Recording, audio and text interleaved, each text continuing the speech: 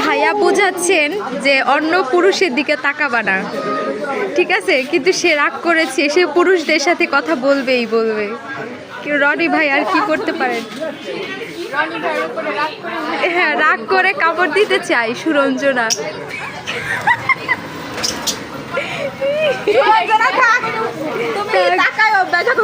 বাপের বাড়ি চলে যেতে চায়।